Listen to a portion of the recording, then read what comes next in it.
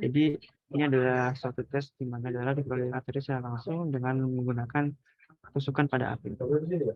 Tujuannya apa? Tujuannya adalah untuk mendeteksi terjadinya asidosis atau alkalosis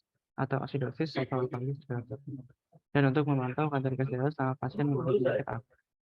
Berikut adalah beberapa parameter yang diperiksa, yaitu pH dengan nilai normal 7,35 sampai 7,5 dewasa, dan anak-anak 7 sampai 7,4, kemudian pH CO2 dengan range dewasa 35 sampai 45, kemudian PaO2 75 sampai 100, SO2 di atas 95%, dan HCO3 24 sampai 28 dengan base excess plus 2 dan sampai minus 2. Adapun berikut beberapa cara untuk mengambil pemeriksaan BGA yang sudah kita ketahui, yaitu kita memerlukan 1-5 cc darah arteri dengan jarum speed yang mengandung heparin, dan kita harus memastikan bahwa tidak ada udara dalam speed dan pasang dengan tutup speed yang kedap udara.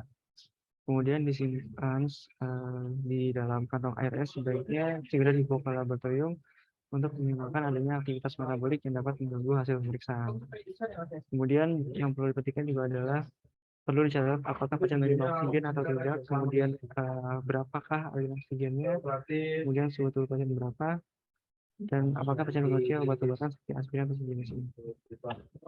Kemudian sampel dimasukkan dalam alat untuk dilihat hasilnya. Berikut adalah beberapa hal-hal yang perlu kita perhatikan pada interpretasi gas darah. Yang pertama adalah kita harus melihat dari pH, PaCO2, dan juga HCO3. Di sini ada beberapa contoh sederhana, misalnya pada penurunan pH itu merupakan suatu asidosis. Kemudian apabila PaCO2 yang meningkat, itu adalah merupakan proses respiratorik, di mana kita juga harus melihat dari hasil tiganya. Apabila hasil tiganya dalam batas normal, artinya itu tidak terkompensasi. Jadi ada asidosis respiratorik yang tidak terkompensasi. Itu juga dengan alkalosis, apabila pH-nya meningkat lebih dari, kalau pada orang dewasa itu 7,5, sertai dengan penurunan dari PaCO2 dan juga HCO3 yang normal, maka itu adalah alkalosis respiratorik yang tidak terkompensasi.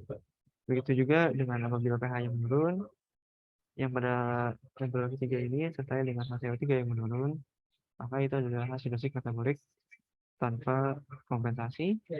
Dan yang selanjutnya adalah apabila pH-nya meningkat namun PaCO2 normal dan HCO3 yang meningkat, itu adalah alkalosis metabolik. Bagaimana dengan apabila terjadi kompensasi? Maka kita juga harus melihat kita akan terjadi antara PaCO2 dan HCO3, di mana terjadi perubahan pada kedua nilai tersebut. Di sini dijelaskan apabila terjadi asidosis respiratorik yang terkompensasi penuh, itu kita melihat dari pH-nya mungkin dalam batas normal, namun cenderung ke arah rendah. Kemudian kita harus melihat adanya peningkatan antara dari PaCO2 dan juga HCO3, di mana apabila pH-nya itu cenderung rendah, kemudian disertai dengan HCO3 yang meningkat dan PaCO2 yang meningkat, itu adalah asidosis respiratorik yang terkompensasi penuh. Begitu juga dengan respiratorik, itu apabila pH-nya lebih dari 7,4, kemudian dengan PaC2 yang turun dan juga HCO3 yang turun. Dan apabila asidosis metabolik yang terkompensasi penuh adalah apabila pH rendah dengan PaC2 rendah dan HCO3 rendah, kemudian asidosis metabolik apabila pH-nya cenderung ke arah tinggi dengan PaC2 dan HCO3 yang cenderung meningkat. Berikut adalah beberapa contoh dari kasus-kasus yang bisa kita interpretasikan. Nah, saya sebelah kiri dapat pH-nya itu meningkat 7,59, adalah suatu alkalosis. Kemudian kita lihat PaO2-nya, PaC2-nya itu cenderung turun, merupakan suatu alkalosis, merupakan suatu bagian dari respiratorik. Jadi kita bisa menganggap ini sebagai alkalosis respiratorik. Kemudian kita juga mengkonfirmasi dengan base BE, di mana merupakan meningkat dengan suatu alkalosis. Namun di sini belum ada dari HCO3-nya masih dalam batas normal, sehingga ini masih belum terkompensasi. Jadi ini adalah kasus alkalosis respiratorik yang belum terkompensasi. Untuk contoh bawahnya, di mana pH-nya itu turun merupakan satu asidosis, kemudian kita harus melihat dari PaCO2, di mana di sini PaCO2-nya meningkat artinya adalah suatu proses respiratorik. Kemudian kita akan konfirmasi dengan HCO3 dan juga BE. HCO3 di sini itu menurun, artinya itu terjadi kombinasi antara respirator dan juga metabolik. Dan juga kita konfirmasi dengan adanya BE yang menurun merupakan satu asidosis. Jadi ini adalah asidosis yang kombinasi antara metabolik dan juga respiratorik. Dan disertai dengan hipoksemia berat, kita lihat juga dari SaO2-nya, di mana SaO2 hanya 10%. Kemudian contoh yang di kanan atas, terlihat di mana pH-nya itu adalah 7,36, masih dalam batas normal, namun cenderung rendah. Nah, jadi kita bisa menganggap ini sebagai kecenderungan untuk satu asidosis. Kemudian kita melihat dari pH CO2-nya. Di sini meningkat merupakan suatu proses respiratorik. Kemudian kita juga harus melihat dari HCO3-nya. Di sini HCO3-nya itu meningkat. Artinya di sini terjadi kompensasi penuh antara. Yang perlu kita perhatikan adalah apakah yang mendasarinya adalah respiratorik atau metabolik. Kita melihat dari kombinasi juga dengan BCSS-nya, di mana BCSS-nya itu ada asidosis, kemudian PaCO2-nya yang cenderung ke arah respiratorik asidosis. Itu artinya ini adalah asidosis respiratorik yang terkompensasi penuh dengan adanya alkaloid metabolik. Contoh selanjutnya adalah di mana menyebabkan pH yang sangat rendah 0,84. Namun kita harus melihat SaO2 yang sangat turun. Di sini apabila kita melihat gambar seperti ini, kita harus mengkonfirmasi juga dengan keadaan klinisnya apakah cocok atau tidak. Apabila tidak cocok, mungkin ini adalah kesalahan dari sampel, bisa jadi ini adalah darah vena yang diambil, karena pada darah vena umumnya saturasi O2 di bawah 80%.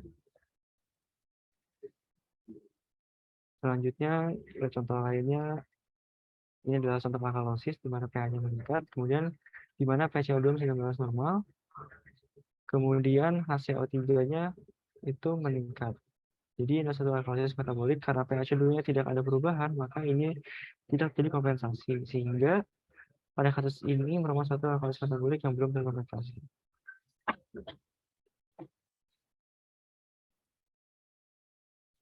Nah, apa saja penyebab yang menyebabkan terjadinya berbagai interpretasi BG tersebut? Contohnya adalah pada asidosis respiratorik. Beberapa penyebab yang mendasari diantaranya adalah akibat dari respiratory organ, yaitu misalnya penyakit obstruksi paru kronis, misalnya akibat emfisema, bronkitis, dan juga asma, atau pneumonia, dan juga bisa juga akibat pengaruh obat dan juga anestesi. Jadi apa yang dilakukan tubuh untuk mengkompensasi adalah dengan dari ginjal yang melakukan reabsorpsi dari bikarbonat sehingga menjadi buffer dari asidosis yang terjadi. Bagaimana dengan alkalosis respiratorik? Itu beberapa hal yang dapat didasari, diantaranya adanya toksisitas dari salsilat, kemudian bisa juga akibat kecemasan, histeris, atau aktivitas yang berat seperti olahraga, dan juga akibat demam, dan juga akibat embolik flu. Bisa juga akibat over mechanical ventilation. Contoh selanjutnya adalah asidosis metabolik, di mana beberapa macam penyebab dasarnya diantaranya adalah penyakit-penyakit metabolik, misalnya akibat ketoasidosis diabetes, kemudian pasien-pasien dengan diare berat, pasien kelaparan, pasien yang mengalami shock, sepsis, luka bakar, gagal ginjal, kardiak arrest, infak miokard akut, dan lain sebagainya. Biasanya kemudian dikompensasi dengan terjadinya hiperventilasi untuk mengkompensasi terjadinya asidosis metabolik. Selanjutnya adalah krisis metabolik. Umumnya penyebab mendasari adalah muntah-muntah berat dan adanya gangguan pada sistem G-matrix, misalnya akibat ulcus pepticum, kemudian akibat pemberian obat-obat karbonat yang berlebihan, akibat gagal hepal, dan juga pengaruh beberapa obat, misalnya natrium bikarbonat, natrium oksalat, maupun kalium oksalat. Adapun beberapa kompensasi yang dapat dilakukan tubuh adalah biasanya umumnya red dan juga kedalaman dari respirasi itu bisa menurun untuk yang bertujuan untuk meretain dari karbon dioksida. Nah, adapun beberapa faktor dapat mengaruhi hasil BCA, diantaranya adalah penanganan yang tidak tepat pada sampel darah, baik pada saat pengambilan, pengiriman, dan juga eh, dan juga pada saat dilacak pada mesinnya. Kemudian juga akibat hemolisis, akibat tidak menggunakan bahan yang tepat, kemudian akibat pengaruh obat-obatan seperti obat narkotik dan sedatif, dan juga akibat dari terapi-terapi lain yang dilakukan pada pasien. Misalnya pasien dalam pengaruh terapi oksigen, penggunaan ventilator, dalam pajanan karbon dioksida, pengingat, dan juga saat transfusi darah. Selanjutnya adalah terkait procalcitonin. Jadi procalcitonin adalah protein yang mengandung 116 asam amino, di mana umumnya adalah biomarker yang akan meningkat pada saat terjadinya infeksi bakteri. Pada infeksi viral, umumnya procalcitonin tidak meningkat. Jadi pada beberapa penelitian dikatakan bahwa procalcitonin dapat meningkat pada pasien dengan yang mengalami infeksi bakteri berat hingga dapat mencapai nilai 0-53 itu dibandingkan dengan pasien-pasien yang mengalami viral itu hanya meningkat sedikit, sehingga PCT itu lebih sensitif untuk menilai adanya infeksi bakterial dibandingkan dengan infeksi viral. Procalcitonin juga dikatakan dapat menurun dan dengan cepat dengan adanya pemberian antibiotik, sehingga dapat juga digunakan sebagai marker efektivitas dari penggunaan antibiotik. Kemudian ya pada kondisi septik itu PCT level sangat meningkat sehingga dapat digunakan untuk biomarker terjadinya suatu proses infeksi yang sistemik. Kemudian juga procalcitonin juga dapat digunakan dalam menilai kapan kita harus mengurangi antibiotik pada pasien dengan critical ill. Namun penggunaan procalcitonin ini perlu dilakukan penelitian lebih lanjut untuk mengetahui apa saja yang dapat digunakan untuk pasien. Berikut adalah beberapa jenis penelitian telah dilakukan terkait dengan procalcitonin, di mana procalcitonin dapat digunakan untuk mengidentifikasi terjadinya suatu proses infeksi, di mana pada tabel ini terdapat penelitian yang menjelaskan bahwa penggunaan procalcitonin dengan berbagai kata yang berbeda-beda, di mana misalnya contohnya pada penelitian oleh Maisel 2012 dengan cut off nilai 0,25 itu dapat mengidentifikasi artinya penurunan dari kasus pneumonia. Kemudian lainnya adalah cut off nilai lebih dari 0,9 itu dikonfirmasi dengan adanya kultur positif pada blood yang menandakan adanya suatu proses infeksi pada sistemik pada darah. Kemudian juga ada juga yang menggunakan nilai 0,1 itu sudah dapat menunjukkan adanya positif blood counter dan juga berbagai macam cut off time lainnya. Kemudian procalcitonin juga dapat digunakan untuk prediction, di mana pada beberapa macam penelitian cut off time dan nilai procalcitonin juga dapat digunakan untuk prediksi, di mana apabila nilai lebih dari 0,6 itu dapat meningkatkan mortalitas pada pasien-pasien dengan VAP. Kemudian dengan PCT lebih dari 7 itu juga dapat meningkatkan mortalitas. Namun dengan sampel yang lebih besar dari penelitian lain, bahkan dikatakan bahwa cut off point lebih dari 0,5 saja sudah dapat meningkatkan mortalitas. Selain itu juga penelitian lain menggunakan procalcitonin sebagai guiding treatment, di mana terdapat 3 penelitian di mana pada pada pasien-pasien yang dilakukan pemeriksaan procalcitonin itu didapatkan tidak adanya efek pada mortalitas, namun memiliki kebermanfaatan pada pengurangan dari penggunaan hari antibiotik. Rata-rata dari ketiga jenis studi ini mengatakan bahwa dengan menggunakan marker procalcitonin kita dapat menentukan kapan antibiotik itu dapat direduksi, sehingga pada ketiga studi ini sama-sama menyatakan bahwa terjadi pengurangan pada hari penggunaan antibiotik.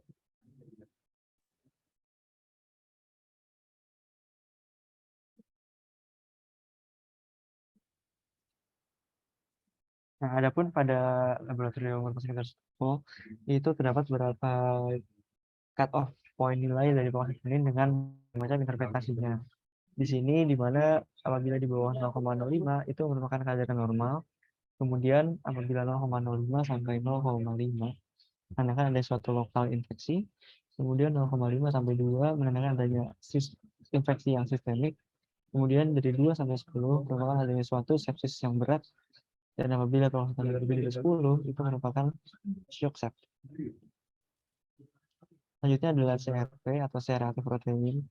Itu adalah merupakan plasma protein yang terdapat pada banyak vertebra dan juga berkorelasi dengan adanya respon inflamasi sistemik. Itu dikatakan CRP dapat meningkat secara cepat, bahkan pada dalam hitungan jam setelah terjadi tissue injury atau meningkat apabila terjadi adanya sebagai respon inflamasi terhadap pertahanan tubuh, dan juga di mana CRP sendiri termasuk dari bagian dari innate immune response. CRP sendiri merupakan molekul yang dapat kita gunakan untuk meningkat, yang umumnya meningkat merupakan sebagai bentuk pertahanan tubuh yang mempertahankan diri terhadap infeksi bakteri. Adapun beberapa implementasi dari CRP diantaranya adalah di bawah 3 itu adalah suatu bentuk yang normal, kemudian 3 sampai 10 itu bisa dapat menandakan suatu keadaan misalnya pada kehamilan, pada sakit-sakit ringan seperti flu dan ataupun gingivitis. Kemudian lebih 10 sampai 100 itu dikatakan masih merupakan moderate elevated, itu bisa akibat dari inflamasi-inflamasi seperti rheumatoid arthritis, trombosis, ataupun lupus. Kemudian apabila yang meningkat dengan signifikan 100 hingga 500 itu dapat menandakan signifikan dari inflamasi, contohnya adanya inflamasi pada darah dan juga akibat major trauma. Kemudian apabila lebih dari 500 itu merupakan severe bacterial infection. Adapun pada lab rumah sakit Dr. sendiri penggunaannya adalah 5, di mana nilai di bawah 5 itu merupakan bagian merupakan dalam batas normal. Kemudian selanjutnya adalah topik antifungal sepsis pada intensive care. Jadi terdapat beberapa tips manajemen untuk antifungal sepsis pada pasien-pasien di intensive care. Yang pertama kita harus menggunakan penggunaan antifungal terapi yang benar. Kemudian kita harus menganalisis faktor-faktor resiko pada pasien-pasien yang dirawat di intensive care yang berisiko tinggi untuk terkena antifungal sepsis, sehingga pada beberapa pasien mungkin ada yang diperlukan penggunaan profilaksis. Dan juga yang ketiga adalah kita perlu menentukan appropriate antifungal agent dan juga dosis yang appropriate. Yang keempat, kita perlu melakukan self control. Jadi menurut IDSA atau Infection Disease Society of America, mereka merekomendasikan beberapa treatment untuk sepsis akibat fungal pada intensive care, di mana pada cara jalannya first line optionnya yaitu catecholamine, anidolapamide, micafungin atau propanol. Namun di mana masing-masing penggunaannya itu ditentukan dengan konsensus masing-masing dari rumah sakit.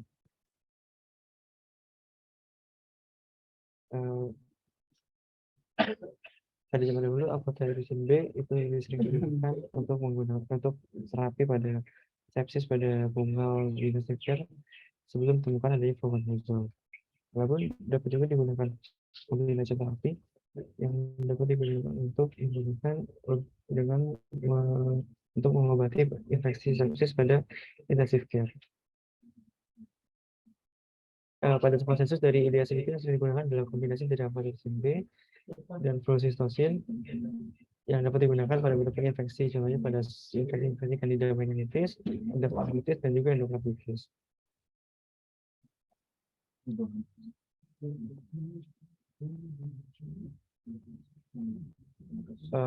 Terdapat juga beberapa penelitian pada RCT yang membandingkan antara penggunaan fluconazole ataupun fluconazole dikombinasikan dengan apotericin B, di mana rata-rata menghasilkan outcome di mana perbaikan lebih baik pada yang menggunakan kombinasi.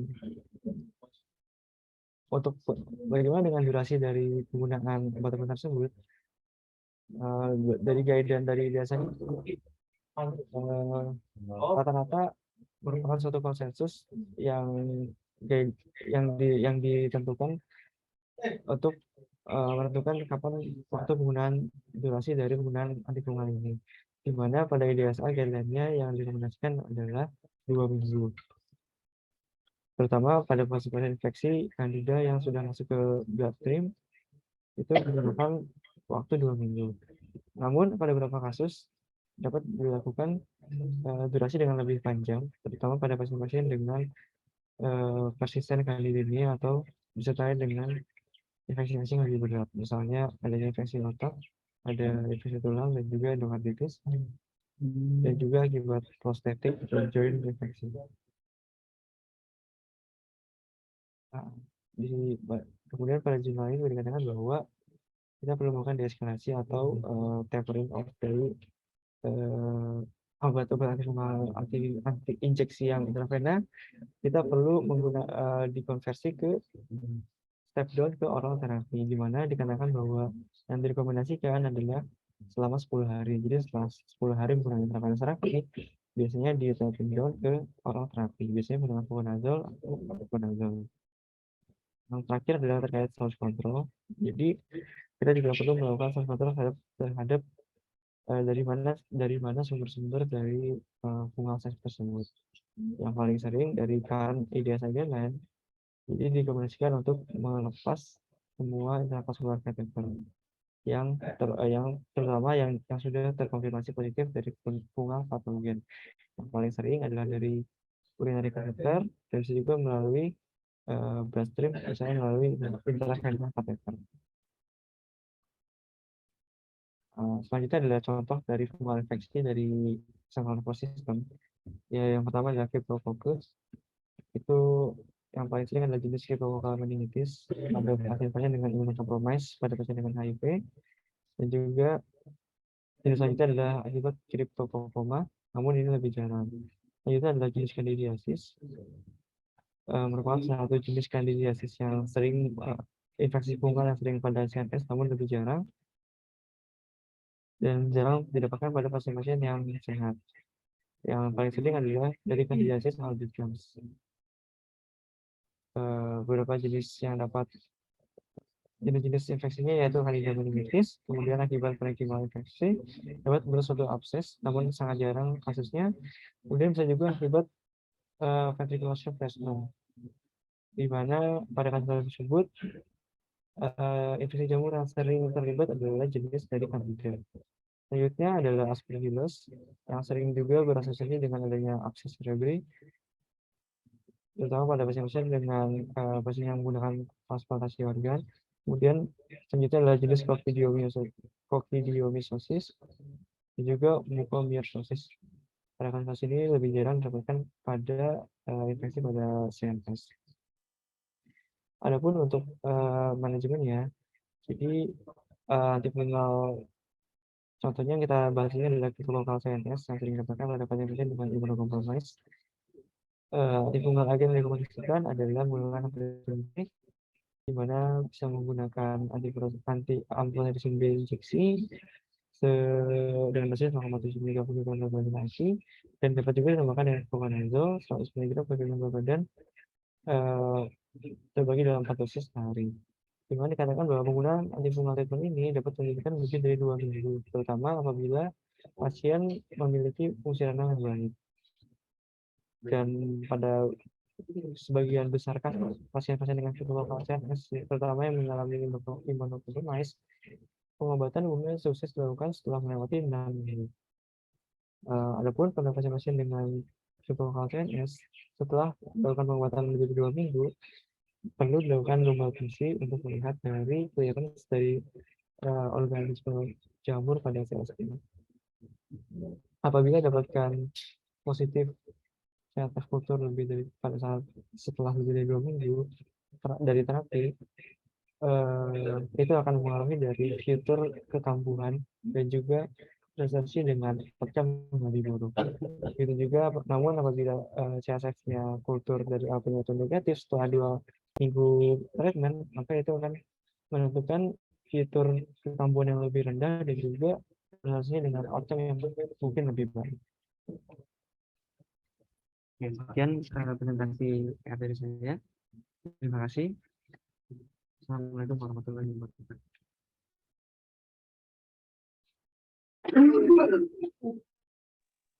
Ya, selesai. Budi, Sampun dok. berarti pasienmu kamu kasih berapa hari nanti? Ini saya kasih 14 hari dok.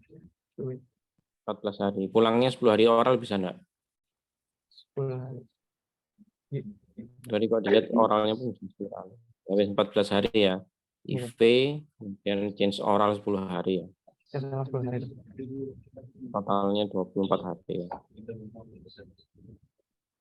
Baik dok. 24 hari IV, 10 hari oralnya. Oke, selesai. Tutup Tommy.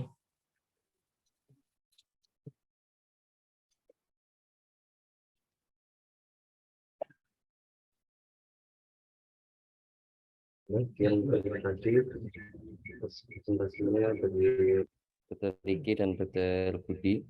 Semoga bermanfaat. Mari kita tutup acara revisi malam ini, forum neurotrauma, expo reading, dan bacaan alhamdulillah. Alhamdulillah. Assalamualaikum warahmatullahi wabarakatuh.